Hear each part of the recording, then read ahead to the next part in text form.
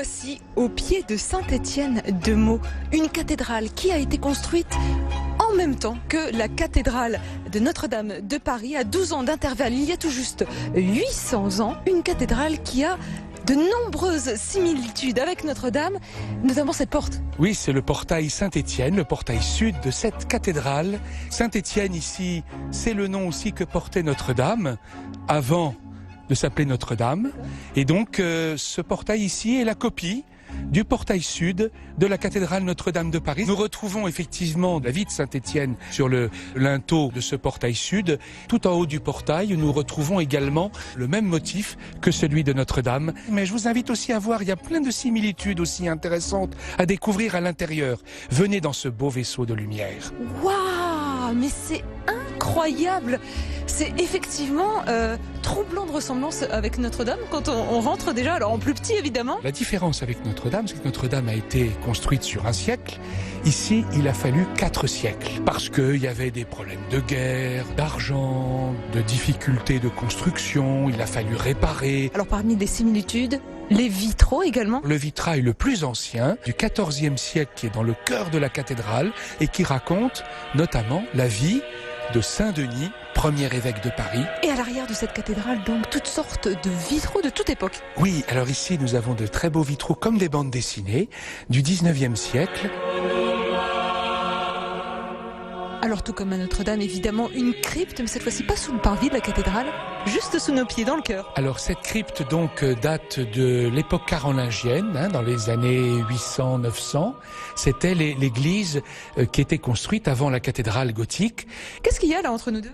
Alors c'est ce qu'on appelle un chancel, c'est-à-dire ce qui faisait un peu le lien entre l'espace de prière des fidèles et le sanctuaire où l'on vénérait les reliques de la cathédrale. Vous êtes en train de me dire que je fais partie du reliquaire là? Voilà. On pourrait inverser éventuellement si vous voulez.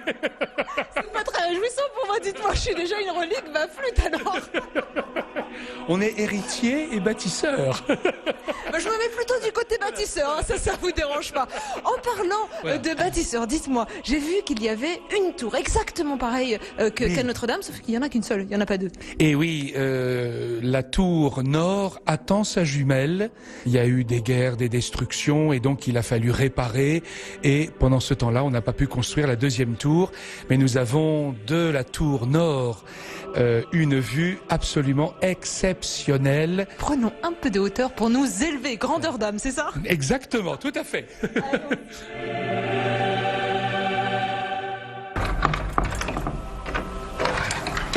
Il y a 313 marches. Au pas de course, mon père. Oh là là. Alors ici, oui. Au-dessus de nos têtes, il y a cette charpente en bois exactement la même qu'à Notre-Dame. Oui, les charpentes sont de la même période aussi. Ces poutres de bois qui soutiennent aussi les cloches de la cathédrale, comme à Notre-Dame.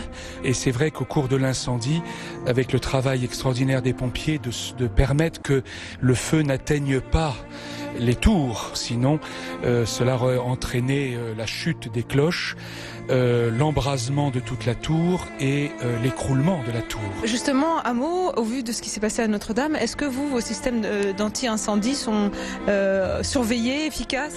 Oui, nous avons régulièrement des visites des sapeurs-pompiers pour bien vérifier que tout est parfaitement en place. Il y a des alarmes, il y a des grands rideaux coupe-feu. Vous m'emmenez où, mon père, là? C'est de plus en plus étriqué et... je vois plus rien, moi. Alors, cette tour fait plus de 60 mètres. Nous arrivons presque à son sommet. Regardez, derrière nous, il y a un serpent. Là, en face, il y a un lézard. J'ai vu une tortue aussi. C'est fait partie de ce qu'on appelle le bestiaire de la cathédrale. Ce bestiaire, c'est exactement comme à Notre-Dame. On les retrouve aussi. Nous retrouvons aussi cela, tout à fait. Waouh, mais quelle vue imprenable, sûrement. Quelle chance avez-vous? À chaque fois, c'est pour moi un ravissement. Mais dites-moi, cette cathédrale, il n'y a pas de flèche? Alors, il y a eu une flèche qui avait été démolie au milieu du XVIIe siècle. Vous voyez que la toiture forme une croix, et donc à la croisée, il y avait une flèche jusqu'au XVIIe siècle. Ensuite, elle a été retirée suite, je crois, à des dommages de cette flèche. Et donc, vous avez sous cette toiture magnifique, eh bien, la charpente, comme celle qui était à Notre-Dame. Et alors, comme à Notre-Dame, vous avez également un hôtel-Dieu au pied de la cathédrale. Depuis le XIIIe siècle, donc au moment de la construction de la cathédrale, il y avait effectivement un hôtel-Dieu tout près où étaient soignés les malades et les personnes qui étaient en difficulté. Et aujourd'hui, c'est devenu cet hôtel-Dieu un hôpital exactement comme l'hôtel-Dieu au pied de Notre-Dame. Et tout à fait. Waouh! Mais c'est incroyable ce jardin en forme, c'est curieuse forme. Alors c'est la forme de la mitre d'un évêque, c'est-à-dire ce chapeau que porte l'évêque dans les célébrations.